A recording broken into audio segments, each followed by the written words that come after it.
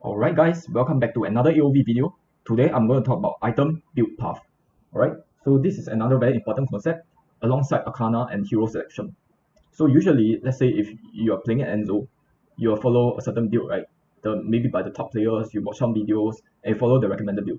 However, some of these builds might not be accurate. Take these three builds for example. These three builds are all recommended by various like streamers and guides. Alright, so the first build, okay, the first four items is the same. If you look at this, it's all exactly the same. Only the last two items differ. Alright, and let's see. This recommends the, what do you call this? This, forgot what's the name of this, the Hercules Madness.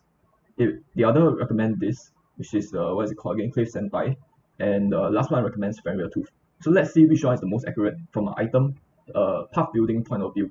Alright, so obviously you guys should know the concept of what item tree is. So to form the Omni Arms, something like Omni Arms, you need items, right? And these are all tier 1 items that go into the tier 2 items. And it requires additional two additional tier 1 items to build into Omni Arms. And to form the Hercules Madness, you need 3 tier 1 items. Okay, so what this means is that if you, after you build these 3 items in your and fill your slots, you have to wait for a long window before you can buy your Hercules Madness. And I will just call this as an empty window. This window where you don't have your where it's really awkward, right? Because you have all these tier 1 items filling your slots and you can't really combine them into anything because you need to form them into the tier 3 item, right? So Hercules Madness require 3 tier 1 items and will be a long empty window period. If you compare it with something like Fenrir Tooth, okay, if you have 2 slots available, you can just fill all of these 2 slots with 2 tier 2 items, and then you have an easier time building it into Fenrir Tooth. So you won't really have as long as an empty window period as Hercules Madness. Alright, and for same idea for Cliff Sentai, okay, if you have 3 slots available, you can form 3 tier 2 items. This is a tier 2 item, these 2 are tier 1 item. However, if you look at the gold value, the crit gloves is 490. And when you compare it to something like this light armor, which only costs 200, obviously the value of each item will be much more than the value of these items over here. So the build path for Cliff Sentai, Omni Arms, and Fairy Tooth is much easier to achieve. It's much better than Hercules Madness. So let's say after you build all these 4 items, what the first build recommend is that you buy the chain hammer first, then you fill your last slot with light armor, and then you have a window where you need 1600 gold. No, sorry, not 1600, 1400 gold in order to get the next tier, which is Hercules Madness. And it will be very awkward, right? Because you'll be running around with lower stats. And the second one recommends you to get this Cliff Sentai as the second last item. So you'll fill your second last slot with Cleaving Claymore. Okay, you will get your short sword first appearing in your item suggestion. You'll buy it. Then the system will ask you to buy another short sword to form it into Cleaving Claymore, right? And then you will fill your last slot with gloves, crit gloves. So if you add the 2 of this item up, you'll get around 1400 gold value. Okay, that's for crit gloves. What the third build recommends is that you get Fenrir's Tooth as a second last item instead. And Fenrir's Tooth, for me, is actually the best choice. These are ranked, in terms of best choices, it's actually this is the worst, this is the second worst, and this is the best. Because if you look at the item tree here, you can see there's 2 tier 2 items, which is just enough to fill the last 2 slots. And the total gold value of these 2 items is 1820, which is more than what you get from the Cliff Sentai. These 2 items add together only give you a gold value of 1400. So you are having more value, right, in your slots until you form your third tier item. So there won't be as long as an empty window period. Okay, so to show this concept, I'm going to illustrate this concept further. I'm going to give you 3 examples. Okay, can you, just to show what you know, can you tell me what is wrong with all these 3 recommendations? I got all these 3 build recommendations from a guide. I'm not going to say which guide it is, but it's just wrong from the itemization point of view. So let's look at Jiao Chan first. Okay, so it recommends you to build Hikate's the Adam first before the Staff of Noru. And if you go to the item tree here, you can see that the Staff of Noru requires 3 items to complete, while the Hikate's the Item requires only 2 end items to complete. So what this means is that when you complete your Hikate's the Item and you build a Staff of Noru, right, you only can buy your Spooky Mask and your Magic Ring, and you need to leave out 1 material. Alright? So if you make it switch the sequence of these 2 items, you can accommodate for all these 3 tier 1 items. before you get the Staff of Nuru. And because you have 2 slots available for Hekate's the item, right, it's just enough to fill these 2 items in. So you get much more value for filling your slots rather than if you just put the sequence this way. And I'll show you later on how this is a case in the actual footages. But so that's going to be my point. You're going to get less of an empty window period if you change the sequence of the items by looking at the item tree. Okay, now let's look at Zephys. They recommend Hercules Madness to be in the second last item. Again, as I mentioned before, can you remember what I said about Enzo? Right, look at the item tree here, Hercules Madness item tree. It has 3 tier 1 items, right? And you don't want to fill your last 2 slots with tier 1 items. You want them to tier 2 items. So what I recommend instead of Hercules Madness is you get the Fenrir's Tooth. Because Fenrir's Tooth is also a great item for Zephys. Yes, Hercules Madness is quite good on Zephys because it gives him some tankiness. But its item tree is just too bad. So if you get Fenrir's Tooth instead, you'll fill all these 2 slots with tier 2 items. So you have a less of an empty window period. And for Scut, they recommend the Mail of Pain as the second last item. I have a problem with this item. The others are all okay, but Mail of Pain is what I have a problem with. So Mail of Pain has 2 tier 1 items, 2 light armors, and 1 tier 2 item, which is the 900 HP item. While Shield of the Lost requires a 2 tier 2 item to form into the last tier 3 item. So if you build Mail of the Pain this way, you will fill your slots with 1 tier 2 item and 1 tier 1 item. The value of these 2 add together is let's not talk about values because the values of all these items are pretty similar. You will get 90 armor, right? 1 light armor gives you 90 armor, and you will get 900 HP. Conversely, if you build it into a Shield of the Lost instead, alright, instead of using this Mail of Pain, you use Shield of the Lost. You can fill out your last 2 slots with tier 2 items because Mail of Pain, right, you cannot build your light armor into Knight's Plate because it's not part of the item tree. But for Shield of the Lost, Knight's Plate is part of the item tree and it's a tier 2 item. So you can form 2 tier 2 items in your last 2 slots. And Knight's Plate gives you 210 armor as compared to 90 armor from your light armor. So you'll get a total of 120 more armor from having Shield of the Lost pre-ordered instead. Right? And you will get less of an empty window period because you are using 2 tier 2 items, right? Instead of using 1 tier 1 and 1 tier 2 in your last 2 slots. Alright, so to illustrate this concept further, I've played 2 games, one using Necroft and one using Grub, and I'll show you what I mean by that. Okay, let's jump into this gameplay by Necroft. I've turned down the volume because it's really loud. I've somehow have in-game volume activated, so it's quite loud. Right, so I'm in the board game.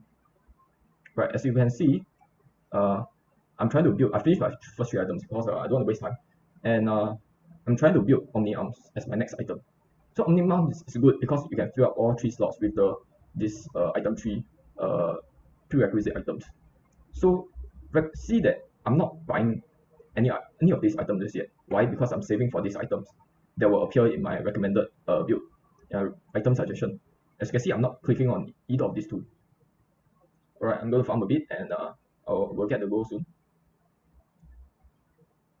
Right, as soon as my goal exceeds the Arcane Hammer, the goal required for the Arcane Hammer, I buy it because it's the most value item in the item tree of Omni Arms. Right. Remember that I have 2 items left in the item tree for building the Omni Arms, which is the 450 gold item and the 300 gold item. And I'm just going to farm here for a bit until I get the item.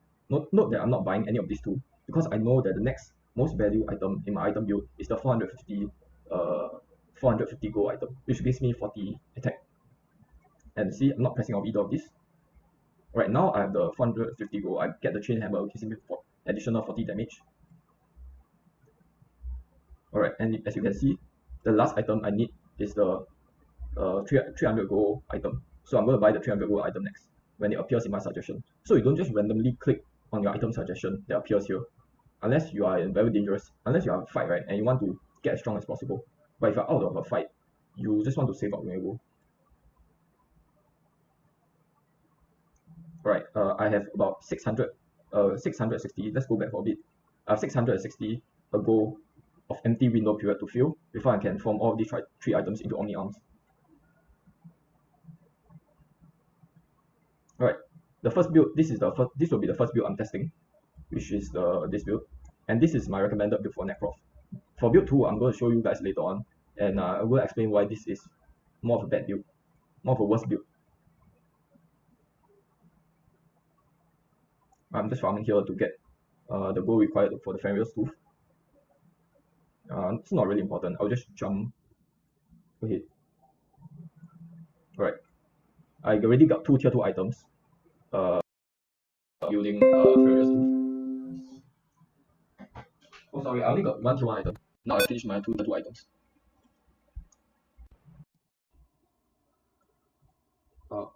Okay. Just jump forward a bit. Alright, so not sure if I'm going to pause here to show you the gold, how much gold I require for the next item. I'm just going to farm. Alright, so I'm going to show you the gold required for the next item. The next item is 1130. Remember this. The Fenrir's Tooth costs a total of around 3k gold, near 3k gold, but I only require 1130 gold for it because I left 2 slots for its item 3. As you can see, I have 2 tier 2 items there. And I'm just going to skip this part until I get enough gold. Alright, so I have enough gold to buy the Fenrir's Tooth. And as you can see, not really see right now, but my next item that I pre-order is the Shield of the Lost. Here, you can see that I recommend this item because there are two important tier 2 items required to build it. If you use Mail of Pain instead of this, you will only get you will build this instead. But on aircraft, you're building this because you want armor, right? You don't want HP. If you have only built HP without armor, you're going to be very squishy. So even though this has more gold value, this has 900 gold value, right? This has 730. You want to build armor, right? So I'm building my armor, right? And I can get my tier 2 item, which is the Knight's Plate that give me 210 armor.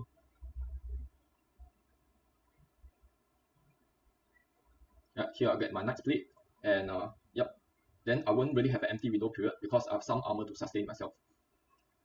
Alright, we'll jump forward here a bit. Right here I get my Shield of the Lost. Yep. So you do have some, if you look at this build, the good thing about this build is that this is a build I recommend for assassins because you do have some sustain, right? You don't want to be in a situation where you're playing complete AD and you'll be very squishy. If you get one hit by one control ability, if you get CC, then you're basically dead, right? So this allows you to make more room for error. Refer to my previous video on damage calculation in AoV. Right, now I'm going to test build 2. This is the incorrect build that I'm going to show you why it doesn't work. Okay, so remember this item, which is what Hercules Madness, requires 3 tier 1 items to form. So here I'm just going to sell my gold because I don't want to have enough gold to buy an entire item because I need to show you part of the item tree.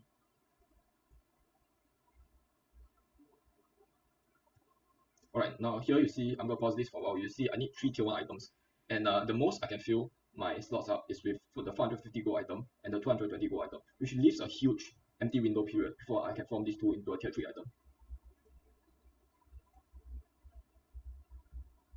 As you can see, I'm left in a very awkward situation where I'll only get 90 armor and 40 attack damage.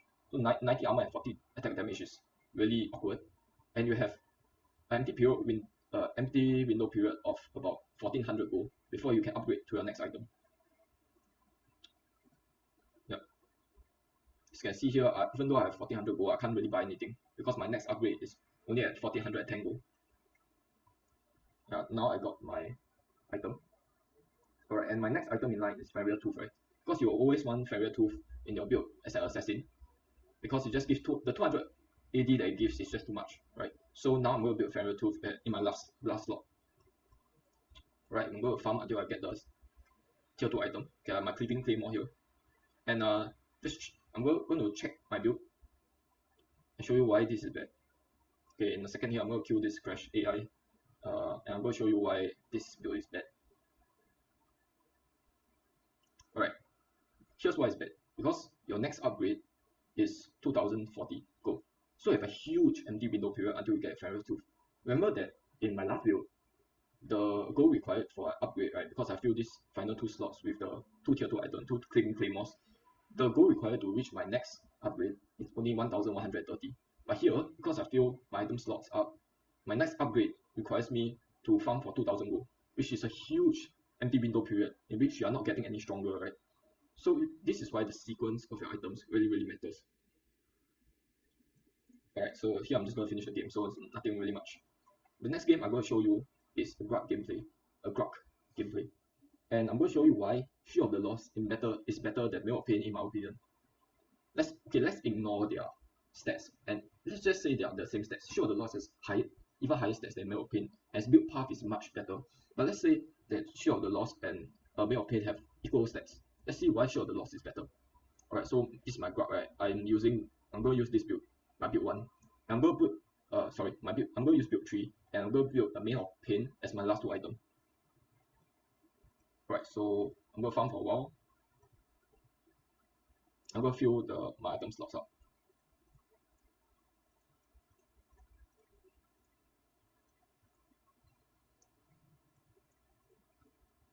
Okay, I get my tier 2 item. Okay, as you can see, I have an empty window period right now because I've filled my last 2 slots up. And this little item gives me 90 armor, 90 physical defense, or 90 armor. And this tier 2 item gives me 900 health. Okay, so it's only 90 armor and 900 health that I'm getting. And the next amount of gold required for my upgrade is 820. So remember that I'm 90 armor and the next required gold is 820. Now, what happens if instead of Mail of Pain, I build Shield of the Lost instead? I pre-order Shield of the Lost instead. Alright, so here I'm going to sell my items. I'm going to farm the Mail of Pain just to show you that it requires a very long period before I can get my next upgrade. Specifically, I need 820 more gold. Alright, now I'm going to sell all my items so that I can have the same amount of gold as before. Right, now I already pre-ordered the Shield of the Lost instead. I'm just farming here. Okay, now I've completed the 2 tier 2 items required the item 3 for the Shield of the Lost. And instead of the basic tier 1 armor, right, I have a nice plate tier 2 item in my slots. And this, instead of 90 armor, it gives me 210 armor. So you get much more in your slots, much more value in your slots. And also, to farm the last tier 3 item, it was 800 gold before, 810 gold before. And now it's only 470 gold because you're using tier 2 items instead of tier 1 items in our slots. So your empty window period is much less than before. And recall that Shield of the Lost is even more expensive than Mail of the Pain, but yet the gold required for the next upgrade is much lesser than before if you build your item sequence correctly.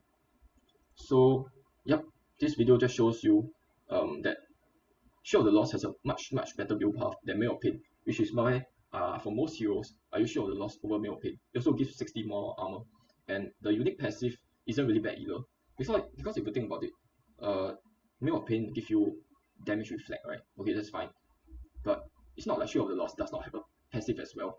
It gives you area attack speed reduction. So you are reducing the attack speed of all the enemies because you're going to be a front line, right? So you're going to be facing a lot of enemies.